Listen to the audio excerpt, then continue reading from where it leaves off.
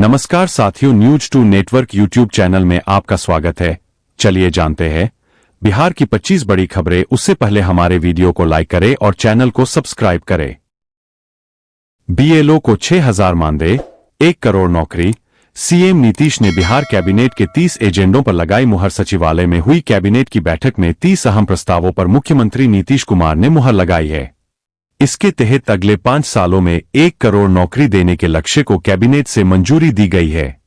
मतदाता पुनरीक्षण में लगे बीएलओ को सरकार 6,000 रुपए एकमुश्त मानदेय देगी। मोतिहारी से पीएम मोदी करेंगे सौगातों की बरसात। रेल, रोड, आईटी की 7,196 करोड़ का तोहफा।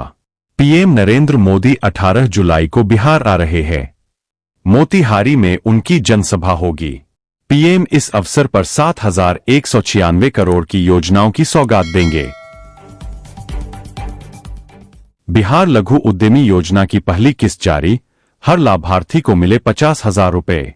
लघु उद्यमी योजना के तहत लाभार्थियों को पहली किस्त के रूप में 100.53 करोड़ रुपए वितरित किए गए।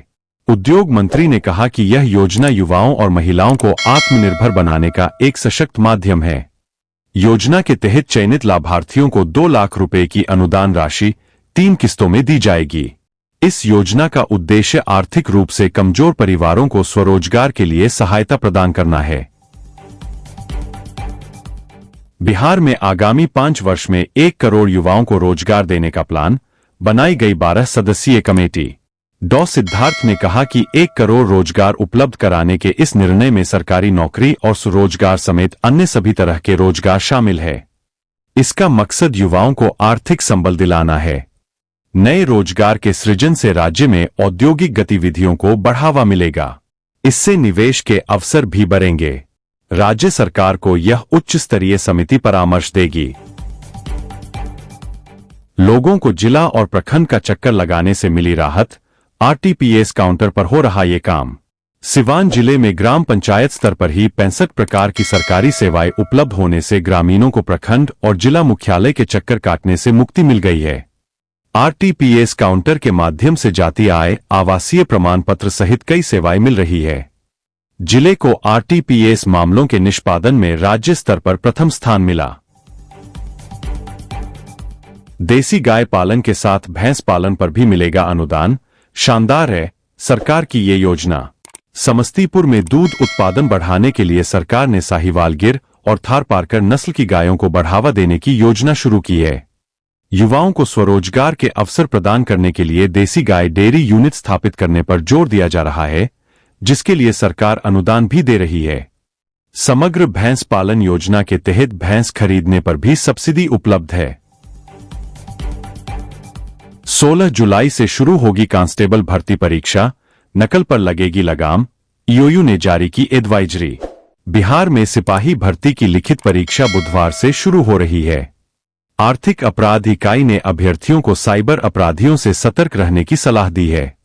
फर्जी कॉल और सोशल मीडिया पर प्रश्न पत्र देने के नाम पर ठगी हो सकती है। अफवाहों से बचने और किसी भी संदिग्ध गतिविधि की सूचना तुरंत पुलिस को देने की अपील की गई है। युवाओं, छात्रों और किसानों को मिल सकेंगे रोजगार के अवसर। सरकार ने लॉन्च किया आइडिया फेस्टिवल पोर्टल। उद्योग मंत्री नीतीश मिश्रा ने बिहार आइडिया फेस्टिवल पोर्टल का उद्घाटन किया। यह पहल उद्योग विभाग और योरस्टोरी मीडिया के सहयोग से है। इसका उद्देश्य युवाओं, छात्रों और किसानों से उद्यमशीलता के विचारों को खोजना है। विजेताओं को स्टार्टअप बिहार नीति के तहत सीड फंडिंग मिलेगी। यह आयोजन बिहार में उद्यमिता को बढ़ावा देगा। राज्य में अब भूमि की खरीद बिक्री के साथ ही नक्शा भी अपडेट हो जाएगा। इससे पहले सिर्फ जमाबंदी पंजी में बदलाव होता था। ऐसी सेवा देने वाला बिहार देश का पहला राज्य बन गया है। राजस्व एवं भूमि सुधार मंत्री संजय सरावगी ने स्थानिक दाखिल खारिज पोर्टल का उद्घाटन किया, जिसे आईआईटी रुड़की ने विकसित किया है। बिहार चुनाव में प्रचार करेंगी प्रियंका गांधी वाड्रा। राहुल संग बैठक के 10 जनपद पहुंचे पप्पू यादव। पूर्णिया से निर्दलीय सांसद पप्पू यादव ने मंगलवार को 10 जनपद पहुंचकर प्रियंका गांधी वाड्रा से मुलाकात की। इससे पहले वे दिल्ली स्थित कांग्रेस मुख्यालय में बिहार चुनाव को लेकर राहुल गांधी एवं कांग्रेस अध्यक्ष मल्लिकार्जुन खड़गे की बैठक में शामिल हुए थे। बिहार चुनाव में अभी समय है, लेकिन राज्य में सियासत जमकर जारी है। अब प्रशांत किशोर ने एक बार फिर से राज्य की सभी पार्टियों को निशाने पर लिया है। प्रशांत किशोर ने दावा किया कि राज्य में 60% से ज्यादा लोग बदलाव चाहते हैं। उन्होंने यह भी दावा किया कि बिहार कांग्रेस में कोई दम नहीं है और राज्य में मुस्लिम राजद को सिर्फ इसलिए वोट करते हैं क्योंकि वे बीजेपी के पक्ष में मतदान नहीं करते। झारखंड और बिहार के रेल यात्रियों के लिए खुशखबरी है, खासकर रांची से भभुआ रोड जाने वाले लोगों के लिए। भारतीय रेलवे ने रांची से भभुआ रोड के लिए एक स्पेशल ट्रेन चलाने की घोषणा की है। रांची और भभुआ रोड के बीच पड़ने वाले स्टेशनों के यात्रियों को भी इस ट्रेन का लाभ मिलेगा। झारखंड से बिहार जाने वाली ट्रेनों में अतिरिक्त भीड़ को देखते हुए रेल मंत्रालय ने यात्रियों की सुविधा के लिए रांची भभुआ रोड के बीच वन वे, एक तरफा स्पेशल ट्रेन चलाने का निर्णय लिया है।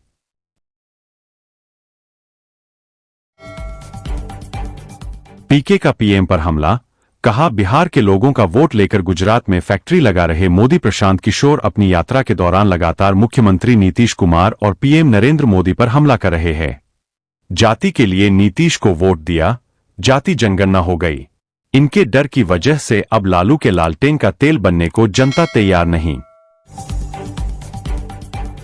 पीएम विश्वकर्मा योजना में रोजाना 500 रुपए ही नहीं, लोन की भी है सुविधा। इस योजना का लाभ 18 पारंपरिक व्यापारों से जुड़े लोगों को दिया जाता है।